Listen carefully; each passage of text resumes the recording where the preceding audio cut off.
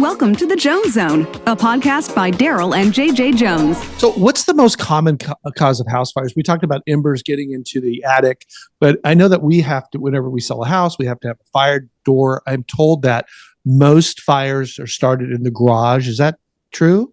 Yeah, we find a lot. So lately, what we're seeing a lot of are the lithium ion battery fires. So your e-bikes, your e-scooters, all those lithium ion batteries that you have, people overcharge those typically, or they get the cheap ones from other countries that aren't listed.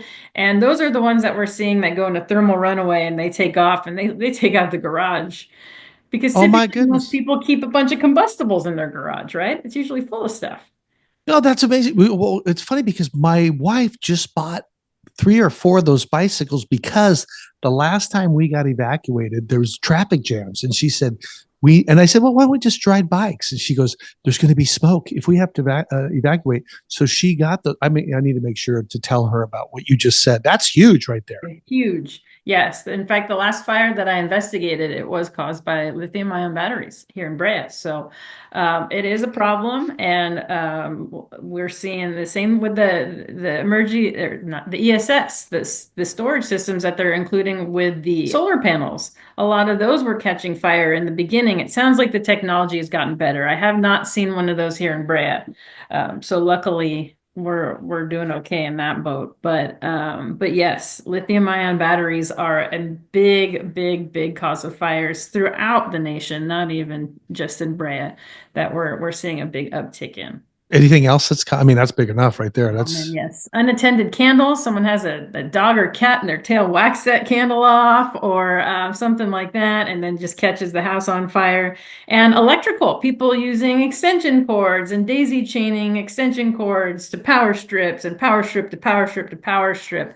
Having frayed extension cords that their animals may have chewed through that they've kept around. Stuff like that are pretty common. And smoke detector. Tell our audience, what are the requirements for smoke detectors in the house? Well, I have to get on my soapbox and let you know the difference between a smoke detector and a smoke alarm. Okay. Because there is a difference. And I tell my students, because I teach at Santa Ana College, I do teach fire classes. So I, in fact, just taught them yesterday. And I said, does anybody know the difference between a smoke alarm and smoke detector? And everyone says no. And so your smoke alarms are the ones you're going to find in the homes typically that have they're standalone or they may be hardwired together and they're going to actually alert from the device themselves. Whereas a smoke detector, you're going to find tied to a fire alarm control unit. And it's going to be typically found in commercial structures or large like hotels, apartments, stuff like that. So a little bit of a difference, but smoke alarms typically are the ones you're talking about in the residential. And you need to have those in every bedroom, of course. And there's 2 different types. There's photoelectric and there's ionization. And that's important to know too, because one is good for smoldering fires and one is good for flaming fires. And more often than not, fires in the home are smoldering types because they're happening on the mattress, maybe a cigarette on the mattress or, something smoldering, and it's going to be a more smoky fire than it is before it's a flamey fire. So I recommend if you get a combo one that's a photoelectric and ionization, you're killing 2 birds with 1 stone, and that's going to give you the best. Photoelectric are the ones that are mostly recommended to have in the home if you wanted to just stick with one. But I do recommend both if you can do the both. And you should have them in your sleeping corridors, in the hallway to the sleeping quarters, and try to keep it away from the kitchen. But if you think that you might be in your living room or area where you might be falling asleep one day watching TV, it's good to have one in there too. But you also want to follow the manufacturer's specifications that come with those devices, because it's going to tell you exactly where to place them. Can you put it on the wall or does it have to be on the ceiling, and where exactly in the room to be. So definitely in every room, the hallway, and any other areas that you might find sleeping, or even accidental sleeping, is a good place to have those. That's great advice. I didn't even realize that the 2 different types of smoke detectors. Well, why would I? But anyway, so what should a family do? I was told that you should have a plan for a fire, meaning you all meet somewhere. Talk us through that. Yeah, you should have a plan for at least 2 ways out of your home, just in case maybe the plan is to go out the front door, right? But if the front door is compromised, or if you typically go out through the garage, maybe that could be like we said, that's a common place for fires. So you want to make sure you have at least two ways out of the home and have a plan and a meeting place outside the home, maybe down the street at the stop sign or whatever. But you want to make sure that's the meeting place for the family. But you should be practicing and have that plan in place because you just don't know. And as we can see with these wildland fires, with all the lives that were lost, you just can't just hope and wish and think maybe it's not going to come get you. Fire doesn't know who you are or what you're doing or who your family is. It's just going to take out that house. It's not going to care, right? So you have to make sure you have a plan because it really can happen to anyone at any time. It's funny. I'm reminded of a house that we had to change the lock because the interior of the front door, it had a key, and you can't have a key because what happens if the key's not there? You have to have it be able to open, obviously. And then I had the strangest thing too. What about pools? This is my own naive self. I mean, can jumping in the pool? I mean, I don't know. Is that some sort of? We might want to edit this stupid question out. Is jumping in the pool or that? No, don't jump in the pool. I mean, like last ditch effort, maybe, but the goal is to get out of the house and far away from the house as early as you can. Early evacuation. I mean, the people that were trying to be the heroes and save their homes, a lot of those are the ones that ended up not making it. So that's the thing, is to really plan to evacuate early and not be a hero and not try to save it. Grab what you can and go. Have a go bag. Have a plan because you just don't know.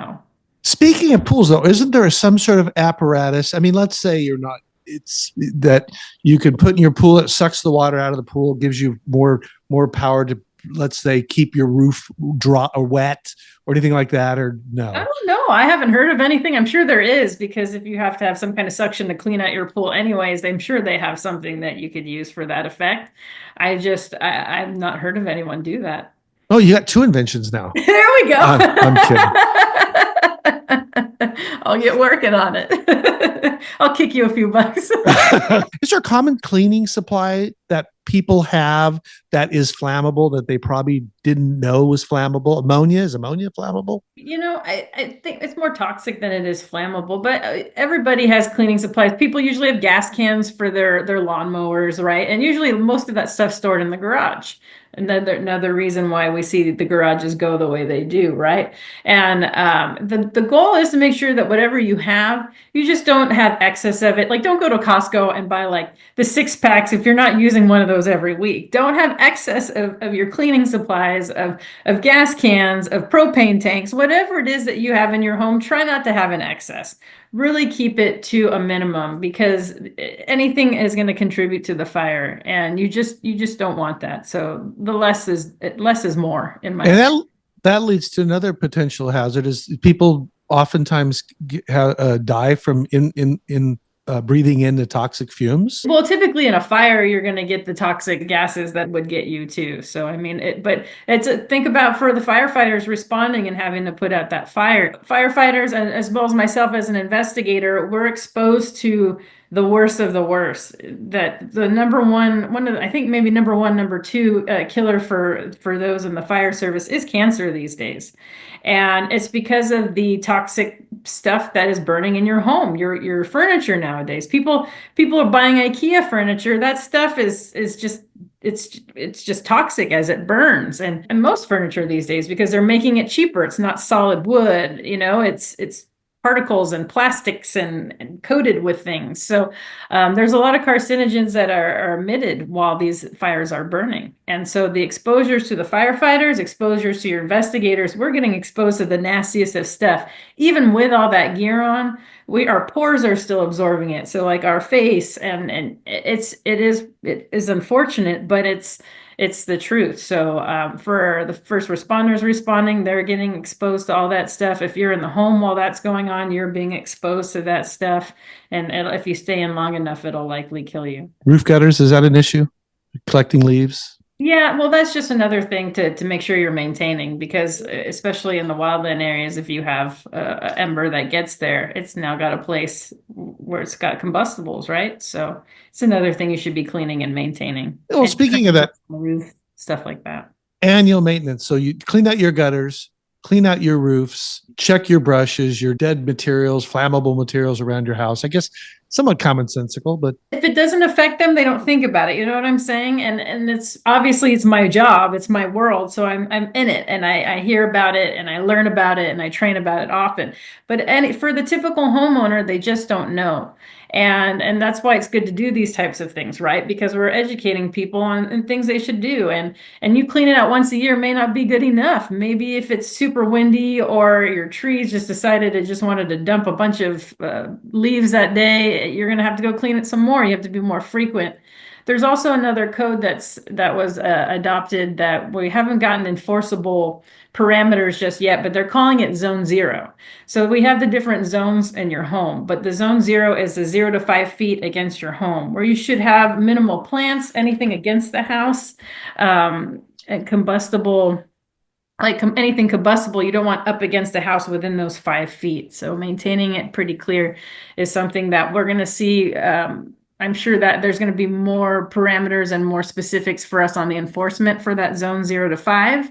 But it's also good to know that if you have that zone zero, that buffer, that's another thing that can help you. on that note, can one call out either someone from your department or yourself or a private company where they go, you know what, I'd like for someone to come out and tell me everything I don't know, inspect my house, fireproof it as best you can? Are there companies like that, or do you guys do that? It's a great question. We offer home hazard assessments here for any Brea resident. So it's posted on the socials on Facebook and Instagram with David, my fire inspector's number.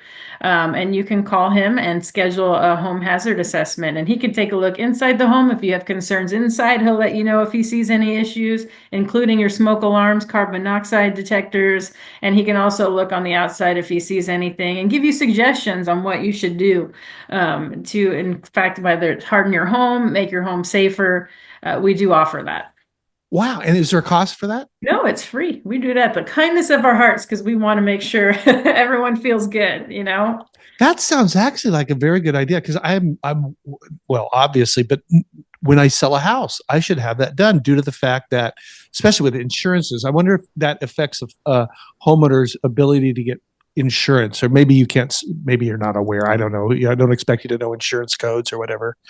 Well, insurance is a whole other animal, and that's been a big battle, as you're hearing with these fires, how people got dropped right before these fires. And believe me, we get phone calls all the times for in regards to that. And one thing we did do is we got the FRRC designation. I can't remember what exactly it stands for. It's like Fire Risk Reduction Community or something like that. I can't remember what exactly it stands for, but that designation is supposed to help you at least get a discount on your insurance, because that means that we meet the criteria of being a proactive enough city to make sure that if in the event something does happen, that we'd be able to mitigate it quickly enough, and that the hazards are not as great because of the way we have things laid out in the city of Brea.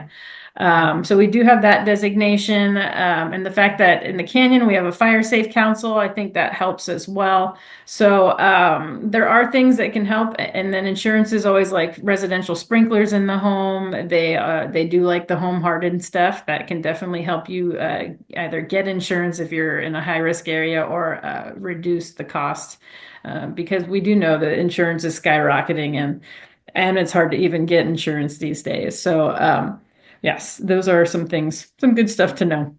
Yeah, when we got evacuated in this fire 16, 17 years ago, and it was interesting. We were watching the news channels and the helicopters flying over, the news, and they were showing, and they said this track is fairly new and they've done a good job on fire retardant materials, and it was our track.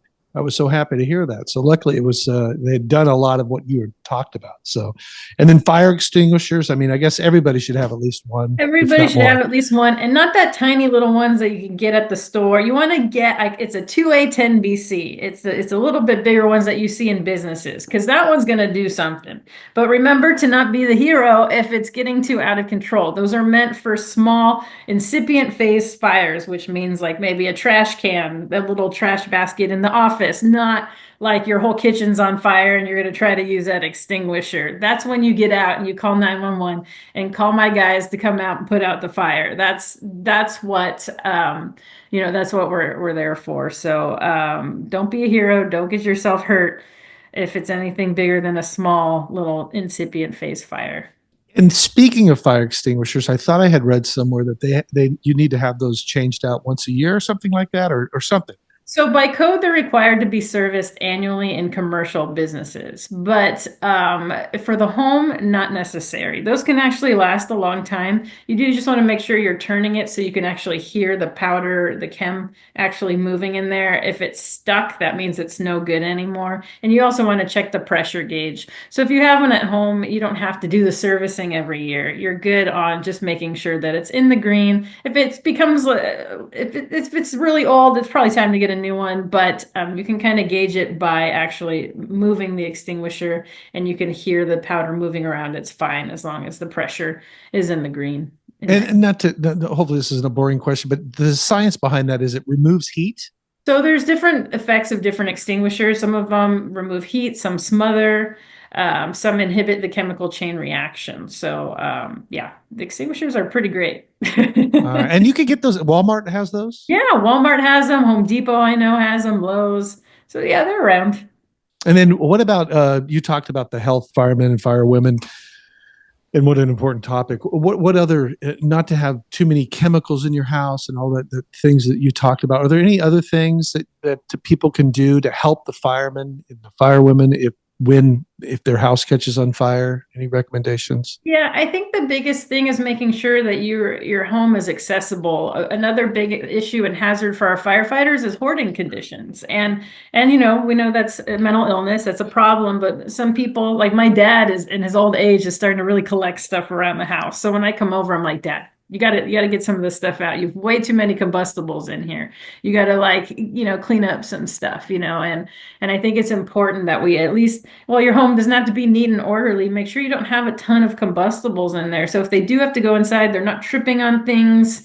And also, if you have a plan for your animals, make sure, and if you have animals that we need to get there, make sure you let them know that there's animals and that we need to get to, that we need to rescue. So the sticker on the front door. On the window is always good. When you call dispatch, you can advise that there's 2 dogs in the house. Please come get them, or can get them if you can, or whatever, and tell them the location. So those are always things to plan for. But just making sure that the house is orderly enough that if the guys are running in, or gals, that they're not going to have any other hazards or have a hard time getting to the attic, or having a hard time getting to wherever, the kitchen or whatever, just making sure there's that access. And I was just thinking, I know this is off the wall, but guns in a safe. There's fireproof safes. Yes. Like that. Yeah. Ammo's, that's another one. We've had fires that I've investigated on where I'm hearing on the radio that the ammo's popping off because of the fire. Some guy had a ton in his garage, and he had a really bad garage fire. And so that was over the radio to be advised that he has, I think, 500 rounds of ammo in his garage or something. And so it is something. But if you do store your ammo, store it properly. If you do have it, please advise dispatch. Let them know anything that could be of a concern that you think is a concern probably is a concern for us. So please let dispatch know when you call. And advise them of anything that you might think would be something they'd need to know. Well, the tip on hoarders is great, because I'll have people who call me and want to sell their parents' house or this, that, and the other. And just using that fire hazard could be a very good reason to not, hoard things. There are some people, I guess they have to have the means, a lot of money, and they have private fire departments. So tell us a little bit about that real quick. Yes. I had not heard about them too much in recent years. And then somebody mentioned to me that some were hired in the Palisades fire. Is that correct? That's what I had heard. So I actually had a friend that did that. He was hired by either insurance companies to go do structure protections, or people that had a lot of money to go and do structure protection, that they would go to whatever home paid for it, or whatever insurance company went to go pay for it, to go do structure protection on that home to make sure that it would not burn down, or do its best to make it not burn down. And then he was watching all the damage that was done.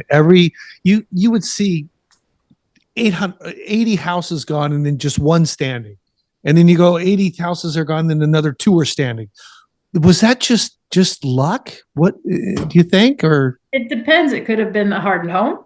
was in there. It could have been luck. It could have been they had some structural protection, or maybe there was a fire department that was able to save that one house, or maybe that one person who stayed behind to fight the fire was able to keep the firebrands and embers away. So there's many different things it could have been, but we don't know. We probably won't know for a while till all that data is collected. What is your message to the people? Tell us your message. Yes. So my message would be that we have a great fire department in Brea, right? We have great resources and things that we can do. And I can guarantee you that the city of Brea and the Brea Fire Department is doing all they can on their end to keep you as safe as possible. But at the end of the day, this falls on you as a homeowner to make sure that your home's in the right shape, the right condition, to make sure that you and your family are safe, to make sure that your home doesn't burn to the ground. We can't harden your home for you. We can't make you harden your home for you, but it's something that we strongly suggest, and it's probably the most foolproof way to protect your home in the event of a wildfire. Having smoke alarms is a guaranteed way, especially ones that work, are a guaranteed way to make sure that you're going to wake up and that you're going to be able to live to see another day if you have a fire in your home. So while we're out here doing what we can on our end, we hope and expect that you are going to do the same to make sure that you keep you and your family safe.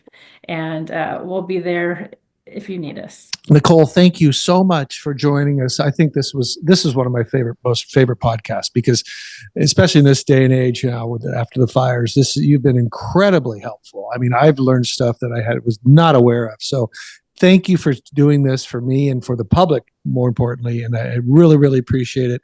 And have yourself a great day. And thank you. Thank you. Take care. All right. Take care. Bye-bye.